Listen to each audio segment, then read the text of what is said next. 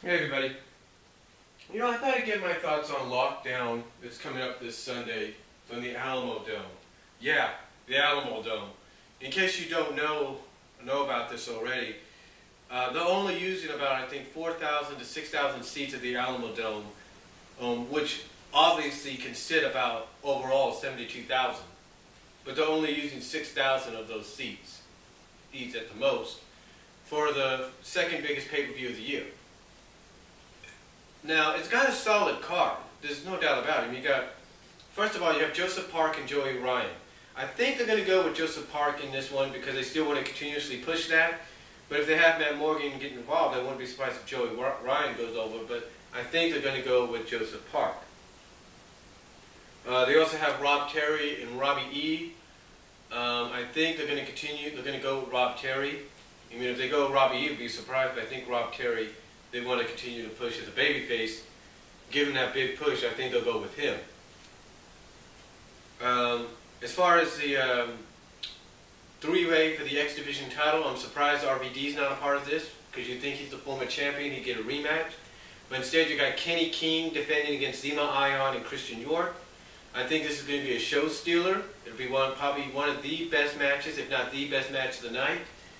And I expect Kenny King to walk out with the title. I'd be surprised if they gave it to Christian York or even Zema Ion.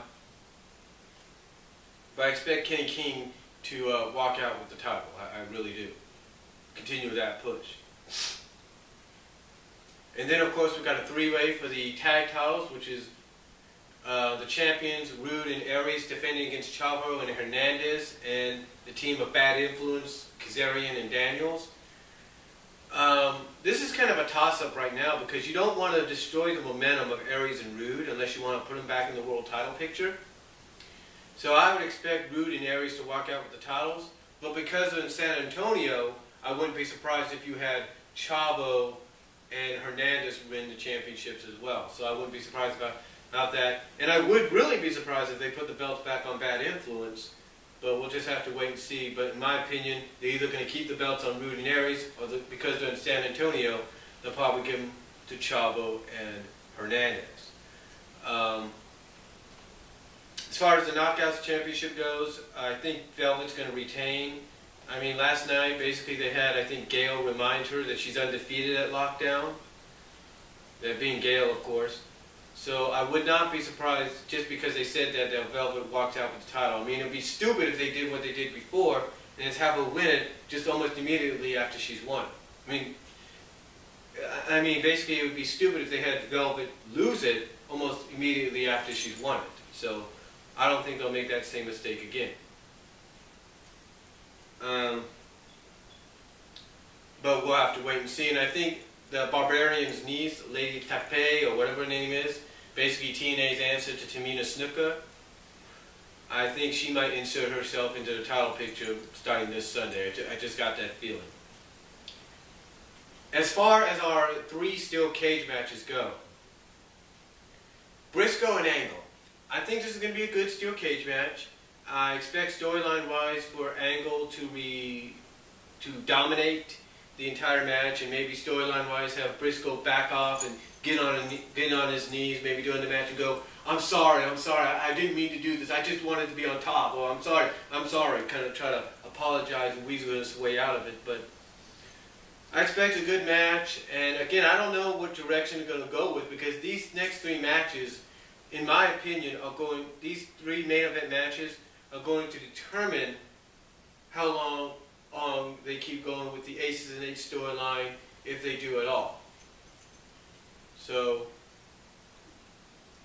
we'll just have to wait and see where they go with as far as the Aces and Eights storyline is concerned.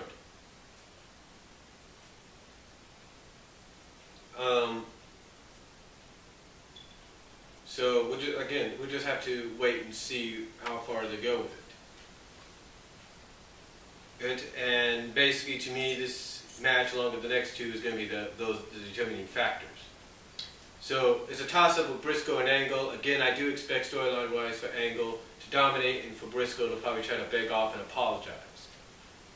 The Lethal Lockdown match. I definitely see this being a good lockdown. Maybe, perhaps, maybe being a little violent, maybe going into the violent stages. I'm not too sure.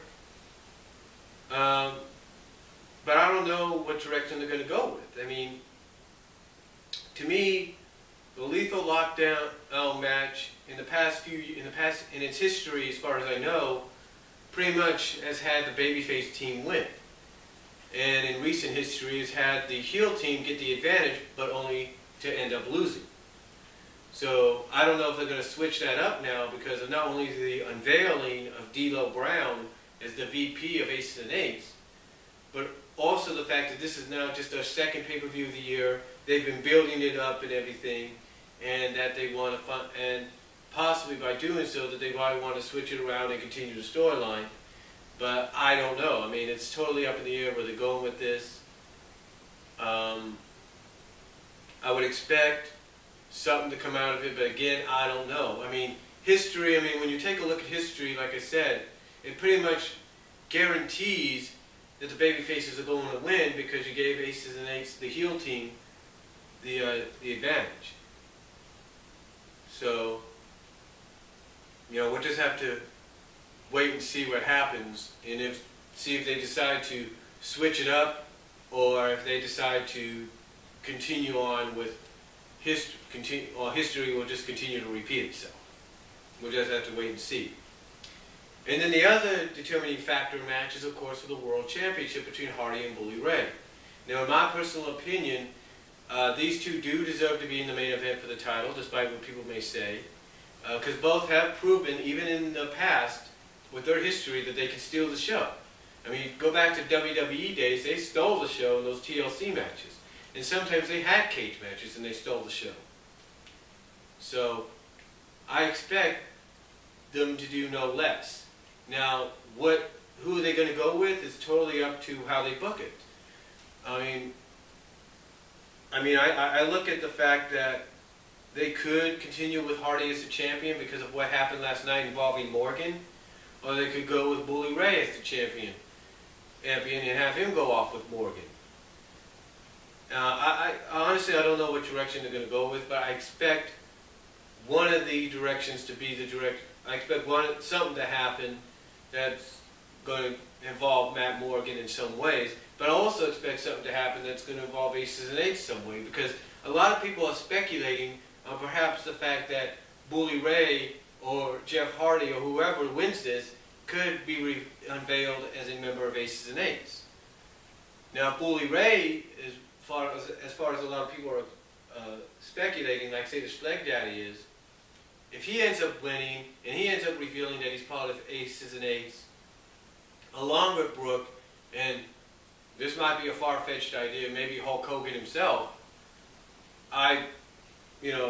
then that means obviously they want to continue the Aces and Eights storyline for a little while longer. But if not, and they just say, okay, we're going to give it to Bully and just let him just have it be Babyface against Babyface and just let Bully win, then that's good. Then they'll just have him go off, probably feud with Morgan, but we'll have to wait and see. Again, it's all basically speculation right now, and when you add in Matt Morgan as a wild card factor, it all depends on who will they go with after this Sunday, in the next 48 hours, or less than 72 hours, if you will, 48 hours. In the next over 48 hours, I should say, who they decide to go with to face Matt Morgan, probably leading up to Slammiversary. So we'll just have to wait and see, and we'll have to wait and see if they continue this Aces and Eights storyline, because like I said, these three main event matches are going to be the deciding factor on if it comes to an end, and we find out who the higher power is, or it continues on, and we still get teased about who that higher power is, who the president is, and all that. So, my thoughts are, even though I'm not going to order it, but I'll somehow get it, I will somehow obtain it, because somehow people do end up uploading this pay-per-view onto places like YouTube and Daily Motion. My thoughts are this. It's going to be good. I'm not going to deny that. It's going to be good. But, you know, as far as the venue goes, quite honestly, you know, I don't blame them for having to book the Alamo Dome. I mean, I know they want to make it a big deal because, it's, like I said, it's the second pay-per-view, so they want to have a big venue to make it feel like a big deal. But let's just hope after this event they kind of learn their lesson and try for a smaller, more medium-sized venue for Slammiversary and Bound for Glory for the next two, which is Slammiversary and Bound for Glory. But honestly, in my personal opinion, I think it's going to be good. I'm not going to order it because I need to save my money and I need to pay off most of the bill next month so I can get ready for WrestleMania. I can order WrestleMania, that is. But to me, I think it's going to be good. I'm going to give it that. And I know down the line I'll be able to watch it because someone's going to upload it possibly onto YouTube or something like that down the line. But we just have to wait and see. But those are just my thoughts on this Sunday's lockdown. Again, I know not a lot of people are fans of the fact that they're going to be in the Alamo Dome using only about 4,000 to 6,000 seats out of 72, almost 72,000 seats, or 65,000 plus seats. So, you know, again, hopefully after this Sunday they learn the lesson and they try to get to a more smaller, if more medium-sized venue for the next two, which are Slammiversary and Bound for Glory. But those are just my thoughts on lockdown and how I feel how it's going to go this Sunday. And that's all I'm going to say. Comment down below. Let me know what you guys think. Video responses are greatly appreciated. And I'll talk to you all later. Take care.